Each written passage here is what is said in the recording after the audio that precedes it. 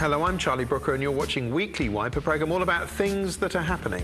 Things like this. The chairman of Boots the Chemist has criticised the Labour Party. To be fair, I can think of plenty of politicians I'd like to see taking a kicking from Boots.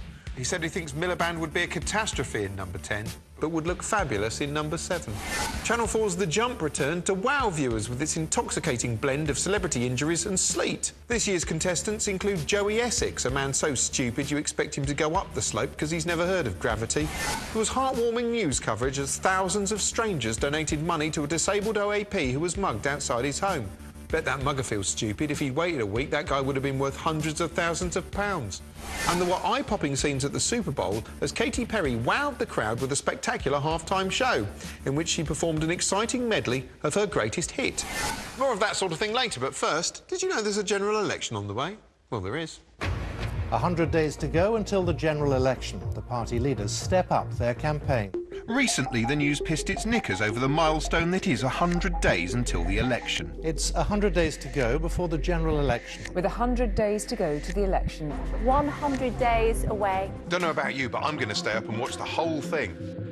100 days of campaigning, handshaking, photo opportunism, powerful erotica, opinion polls, clunky visual metaphors, vox pops and so on, all of it playing out nightly on the news. Anyway, the first point of debate was debates, specifically the live Prime Ministerial TV debates, part of a grand tradition that stretches all the way back to 2010. I mean, the first televised debates were incredible television. There we were, sitting on skateboards or just on the ground like basic animals, all of us watching fresh-faced hopeful David Cameron tell us about the time he went to Plymouth and met a black man who joined the Navy when he was 10. I was in Plymouth recently, and a 40-year-old black man actually made the point to me. He said, I came here when I was 6. I've served in the Royal Navy for 30 years. I'm incredibly proud of my country. Oh, it was magical. Cameron did so well in those debates, he ended up in a coalition with Nick Clegg. So it was strange he seemed reluctant to get involved this time round. And it was a pity because the plans were already in place. ITV expertly illustrated how the debates might look with the leaders represented by Pez dispensers, and it certainly sounded pretty sexy. Broadcasters presented their proposals to the political leaders last year. A two-way debate between David Cameron and Ed Miliband on Sky News and Channel 4. The BBC plans to include Nick Clegg in a three-way event. Suppose he'll be in the middle trying to beat off the other two. ITV plans to add UKIP leader Nigel Farage. Ugh, that's the hardcore European edition. Which is why David Cameron insists the Green Party leader is also present, and if she's not, he won't come. Yeah, and knowing Cameron, he'll say he's about to come and then pull out at the last minute and leave a terrible mess. Mind you, the others would lap that right up. The sticking point was the Green Party, who look pretty chirpy for people who know in their bones that humanity's survival hangs by a thread. Of course, in the 2010 debates, the Greens were represented by a haunted oak tree, but this time round they hadn't been invited. Cameron wants the Greens there because he's worried about climate change, specifically the way the climate's changed since 2010, and now everyone thinks he's a...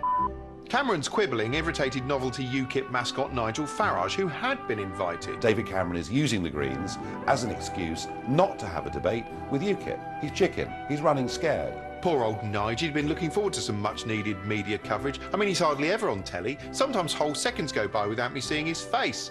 That's sarcasm, incidentally. Farage is on TV more often than Olivia Colman. His TV's default screensaver image. Footage of him just kicks in by default every few minutes. Oh, look, there you go. Look, it's happening again now. Don't even want to show you this. It's hardwired into the broadcast software. Hang on, let me hit something, see if I can override it.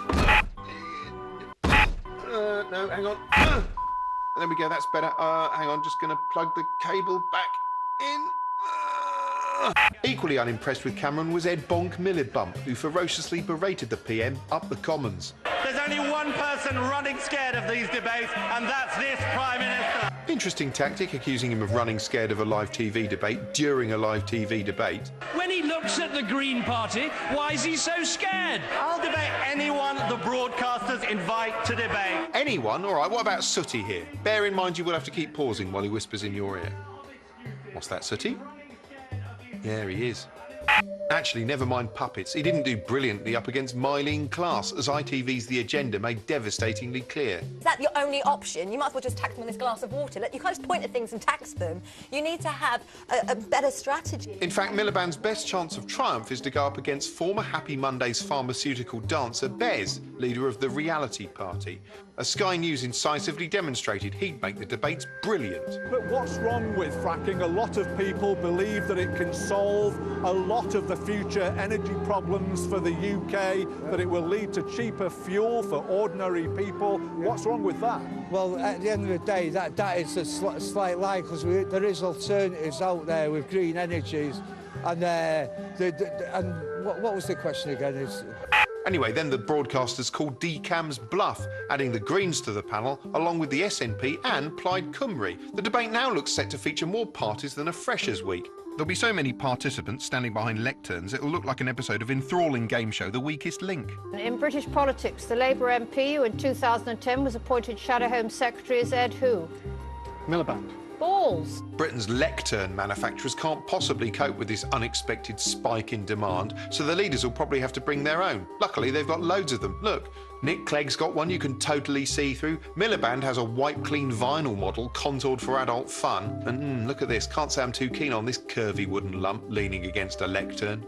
Eagle-eyed news fans may have noticed Cameron takes that lectern all around the country with him. It pops up again and again. It's practically a member of his family. He loves it so much he left it in a pub. Or maybe they could build their own lectern. Actually, yes, that would be a brilliant preliminary round for the Great Debate game show. They should have to construct their own lectern against the clock, live on TV, without instructions, using whatever materials they're given. 15 minutes on the clock and Miliband has just nailed his tie to the main backing plank. Natalie Bennett for the Greens is still refusing to comply until she's seen the sustainability certificate. Meanwhile, Cameron's personal carpenters are doing a sterling job with their master's pulpit. Of course, the prospect of a debate makes leaders nervous because they can't control it. The one message they can control is whatever snappy slogan they've come up with that week. And already there's a noticeable trend for compact mission statements hovering on the backdrop next to their heads, like the one beside gammon despot David Cameron here. He's not just droning on, he's securing a better future. Beep, beep, clonk. These stark mission statements remind me of the excellent sci-fi satire They Live, in which a drifter finds some magic sunglasses and discovers the population is being kept asleep with subliminal slogans buried in the media. Except instead of marry and reproduce, we get even more mundane slogans like this one. A Britain living within its means. A Britain living within its means? Oh, dare to dream, Dave. What next? Missionary position shall suffice. Coward. Ideologically, the parties have already picked their battlegrounds. The Tories have gone for the economy, which is to do with money, which they've got loads of, while Labour have chosen the NHS, which is about caring for the weak and vulnerable, which they've got one of. To associate themselves with their chosen issue, the leaders take part in appropriate photo ops again and again. That's why throughout the campaign, frightened young violinist of the year Ed Miliband will doubtless be harder to shift from hospital wards than the norovirus. Meanwhile, David Cameron is keen to come across as a hard-working guardian of the economy, hence the constant footage of him touring workplaces in a hard hat pretending to help out. Look, here he is visiting a building site in conspicuously clean boots, here he is inspecting a factory and stealing a brick, and here he is down the docks with his helmet glistening in the sun and Siemens plastered across his forehead. Although the overall impression isn't always completely reassuring. I mean, in this alarming interview on 5 News, George Osborne seems to be sitting in some kind of nuclear bunker. People watching this programme would ask themselves a question. Yeah, why are you stockpiling bread? And more worrying still, here in petrifying scenes on ITV News, here we see David Cameron quite clearly constructing an ark. This is fixing the roof when the sun is shining. No, it's building a boat for the end of the world. What do you know that we don't, Cameron? There was this Broadchurch programme about a tragic killing that happened in the first series and got totally solved. So it didn't really need to be on, but it was on anyway. I think that's why everyone in it looked really fucking miserable. What's clever is it's the same murder again, and it's sort of hard to do a murder show again because we know who done it. So for the new series, they actually dug up the victim from the first series in case the murderer wanted to do it again. My boy is in there! You! Why can't you let him rest, eh? I hope they do a third series of Broadchurch about another murder that's already happened, but a famous one, like Shergar or the shooting of Tupac Shakur. There was a lot of staring out into the ocean. You know, they were probably worried another murderer might come in by boat, or someone might try to kill the sea. Even though it's got all death and grieving in it, it's bright and lovely and sort of Instagram looking, like an advert for Flora or Cadbury's Flake. So it's dark, but also colourful, like Mr. Motivator. People said it's got loads of factual errors in it, and they've got a point, like, there's this one woman with a terrible wig. It doesn't look like her hair at all. It's not even the same colour. And it's not just her, there's loads of them. Whoever did the wigs was mental. And there was this really stupid bit where a dog opened a door.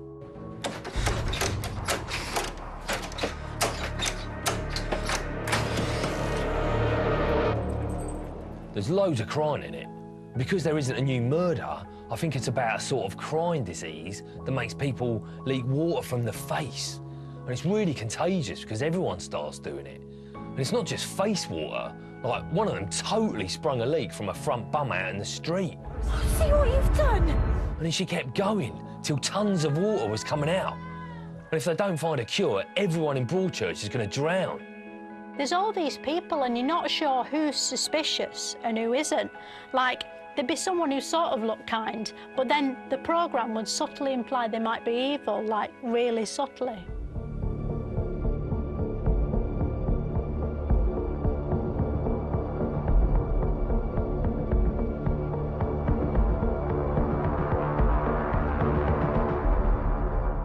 In Broadchurch 1, the mystery was who's the murderer, but in Broadchurch 2, it's what's the point, which is an even bigger mystery. I can't wait to find out what it is.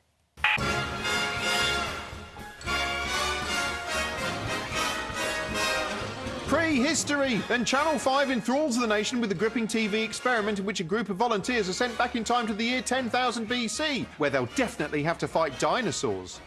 The guinea pigs start out as regular 21st century civilians with their hashtags and their T-shirts and everything. Then they strip down to cave rags and get whisked to a remote forest clearing in Bulgaria, where the nearest they'll come to a selfie stick is a stick. Sounds awful to me, but some of them are looking forward to the experience. I think I can trap, I can kill animals. I want to be able to make fire. That's what separates us from the animals. Yeah, that and not shitting while we walk. Suppose you want to do that too. I consider it a personal indignity when the 4G signal drops to 3G, so faced with nothing but huts and mud, I'd just immediately kill myself with the nearest rock. Although I am looking forward to the bit where they have to fight dinosaurs, which is definitely going to happen. In the meantime, they have to live off the land like Ray Mears or a robin. Mum's just eating a worm. Then things quickly turn feral as the primitive tribe skin and gut an unfortunate cameraman. Cameramen are a good source of protein, and you can turn their tripods into primitive tools. But yeah, it's surreal, this. Absolutely surreal. It's brilliant.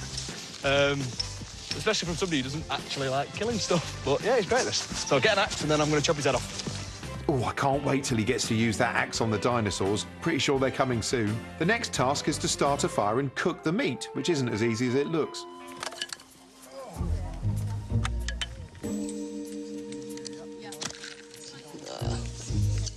Bloody idiots, they can't even use basic tools. Eventually, after they've spent hours on their knees, frantically blowing like their lives depended on it, like your dad did in the Navy, the fire is lit. There you go, you almost... Come on, guys. They want to be careful, actually. The light from that might attract dinosaurs. They'll be turning up any minute. Anyway, then they stuff their cheeks with meat, your dad again, and wander into their huts and go to sleep and get back out of their huts and hunt for berries and trudge around in rags and eat more berries and go back into the huts and hang on, there aren't going to be any dinosaurs, are there? It's all just people. I've seen people. If I wanted to watch people, I'd just look out the window. And if I wanted to see prehistoric people, I'd move to Rill. Sure enough, rather than fighting dinosaurs while a volcano erupts in the background, they instead spend the time doing boring caveman stuff and waste half the second episode squabbling about which one of them did a poo in the corner. I did do a shit there, but that three massive bits weren't me. Oh, sod it. If there's no bloody dinosaur, that's it. I'm going to head down the Natural History Museum. They've got loads. Finally, for decades, Dippy the dinosaurs greeted visitors at the entrance to the Natural History Museum, but not for much longer. What? Yes, as depressing blanket coverage revealed, the Natural History Museum announced Dippy the Diplodocus had exceeded his use-by date. Throughout its noble history, the museum has accommodated literally thousands of dirty old bones, just like your mum has, but none has had as much impact as Dippy the Diplodocus, or Diplodocus, if you want to be a pedant about it. It felt like he'd been there forever, but in fact Dippy had actually only graced the entrance since the 1970s, making him one of the few 70s dinosaurs still allowed anywhere near kids. In depressing scenes, Sky News asked a Natural History Museum bigwig why Dippy was going. I'm joined now by the museum's director, Neil McGregor. Neil, I have to say we've had a lot of response to this here on Sky News. A lot of people very upset that Dippy's going after more than a century of greeting visitors there. Why the change? It's Michael Dixon, actually. Really? Michael Dixon's a strange name for a Diplodocus. The plan is to replace Michael Dixon with a blue whale skeleton, seen here being nowhere near as good as a Diplodocus in revealing scenes on Sky News. It's a controversial choice, but the whale is actually far more educational than the dinosaur because it will teach children that museums are fundamentally boring. Anyway, sides were drawn, and you were either Team Dippy or Team Shit Whale. And I, for one, am Team Dippy. I mean, I hate whales. Look at this one. What's he doing? Nothing. Just floating around. Is he fighting a Triceratops? No, he's rubbish. A time-wasting piece of shit. Bloody whale. Hope you die slowly on a beach in front of a horrified coachload of Cornish school children. Boo! But wait, we were soon reminded that Dippy wasn't everything he pretended to be. Dippy was never really real, was he? Yes, because as Sky revealed, the dirty secret at the heart of the establishment is that Dippy was actually a replica. He's a plaster cast. My bum's more of a Diplodocus than he is. He's a liar. He's lied to a generation of kids. Boo! Death to Dippy! Take him down, kill him, sling his bones in a bag. I hope they grind him up and grit roads with him. Now, the BBC's The One Show is a popular kind of programme, isn't it? And deservedly so. But could it be even better if it was distilled to its very essence and paraded in front of you in mere seconds against the clock? Let's find out. Here's Jake Yap, and he's going to do just that. Alex, they've asked us to do one of those pre-credit sequences where we have to act a bit. Well, I can't act. No, neither can I. Let's cut to the punchline in the awkward silence before the titles roll. One, the show with no identity. One, it's a show about nothing. One. Hello and welcome to the show where the hosts sitting so unnaturally close together are almost conjoined. It says ad lib on the auto cue. Do you fancy sharing a bowel, Alex? Not with you. Ha ha ha. Great banter. Right, let's open the magical one-show bin liner of random words and see what's in the show today. Plugs, walnuts, hate crime, Sunita, flagpoles. Basically the contents of yesterday's Mail Online. And Barack Obama will be joining. Not because we're good, but because we're the only show that comes from London. But first, engage serious face. Here's Jazz Brandreth with a dull nostalgia piece that will definitely start with some black and white footage that will slowly turn into colour. It might be about windmills or tea dances or the good old days of slavery.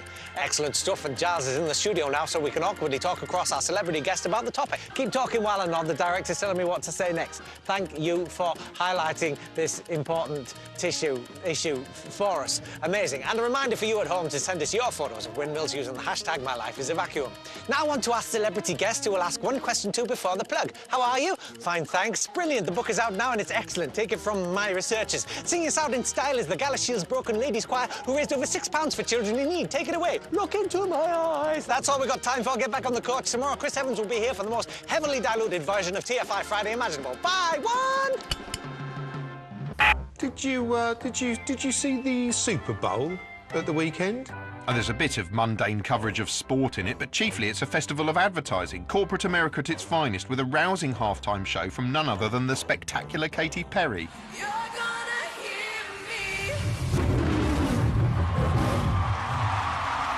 Anyway, while Katy Perry entertains millions on behalf of the man, her ex-husband Russell Brand is online, railing against the corporate establishment. And now he's not just online, he's here, talking about adverts. Here he is, the Russell Brand. I'm Russell Brand, and this is True Evolution, which is sort of play on words, as just some frontier, if you will, on the two things that matter, the true and the revolution. This week, it's adverts, innit? Adverts are intrinsically masturbatory, just like when I pull my dinkle, it's all about crafty manipulation till you eventually cough up. So let's examine some of these mind control pellets and see what's in them.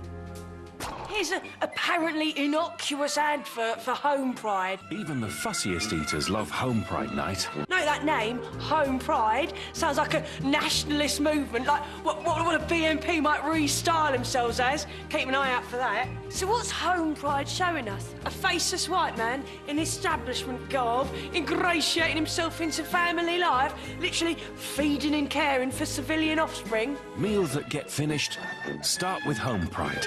You can watch that advert from beginning to end, and there's absolutely no mention of drone bombings, deforestation, financial corruption, the subjugation of the working class. None of that, no. Just a family grinning submissively at a white representative of the patriarchy. So, tacitly speaking, what Fred's tacitly saying is know your place. Yes, everyone loves Fred. But a lot of ads using registers to subliminally reinforce the status quo. Financial behemoth Halifax shows commonplace men and women and tells us they're heroes for being obedient little workers. Linda Turner, you're our kind of person. You're not satisfied until the customer's satisfied. And the whole thing ends with everyone in uniform standing silent and unquestioning in a sort of polling station in an X formation to remind you to vote. Sometimes the imagery is more insidious, like this weird IKEA advert. It's like a nature film, showing shirts behaving like birds, frolicking unfettered through verdant nature in all its magisterial greenosity. So at first I was like, oh, I respect this. It's a positive message about harmonious collective living. But then they turn the schooner shirts are inexorably drawn to settle back down inside, packing themselves away in orderly little boxes again, knowing their place. IKEA, the wonderful everyday. I know what you're saying. You're saying, oh, Russ, I like IKEA. They're one of the good guys. Leave them alone. But the point is, there ain't no good guys or bad guys. You've got to reject these labels before you can see the real bad guys are, which is IKEA. What do you get when you go to IKEA, right? They give you a little pencil and sort of ballot paper, forcing you through their system in the direction they want you to go in, which ends with you inexorably drawn to the marketplace, where you're bamboozled into buying crockery and tea lights and, well, this egg slicer, which admittedly is quite good, but is ultimately a distraction from the spiritual emptiness at the core of modern society. The IKEA catalogue, it's staring you in the face. Catalogue, your cattle, they sell logs. And you take these tree corpses home and lay them out and get down on your knees and follow IKEA's instructions, transforming yourself into their unpaid slave labour workforce, constructing their products, no lunch break, no pension, not even a little badge with your name on it, and you're paying them for the privilege. That's why we should reject IKEA, because it shouldn't be about I, but about we.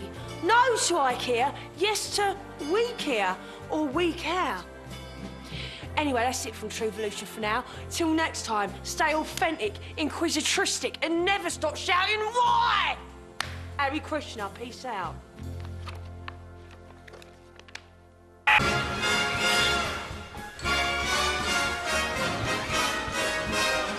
Nightmares, and last year parents who were actually paying attention shivered themselves to death over the launch of My Friend Kayla, the world's first internet-connected smart doll, seen here in its ghoulish, glossy launch ad. Kayla knows millions of How about a new hairstyle? How about a ponytail? She understands you. How do you make a cake? Mix eggs, flour, milk, butter.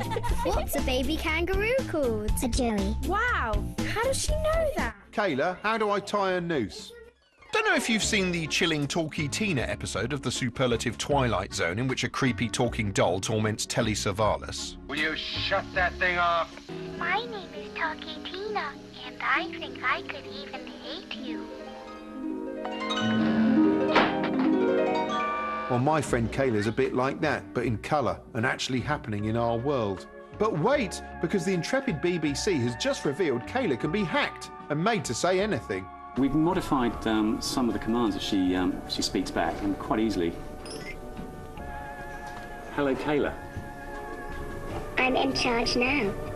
You might think I am just a sweet toy, but now I have been hacked, I can say all sorts of scary things. And of course, before long, Kayla was on YouTube spitting out a wasp's nest. Hey, calm down, or I will kick the shit out of you. Mind you, horrible though Kayla is, she's not the most disturbing toy I've seen advertised recently. That'd be this sort of artsy, creative children's product, which looks cheery and innocent, but sounds terribly wrong. Introducing Beatos. What was that? Choose your design, get your Beatos in line. I beg your pardon. The recent Greek election has caused shockwaves throughout Europe, with the Spanish now joining in with the anti-austerity fervour. Lots of ideas start in Greece, including the idea of ideas, i.e. philosophy. But what is philosophy and why? Well, to answer neither of those questions, here's our very own Philomena Kunk with another moment of wonder.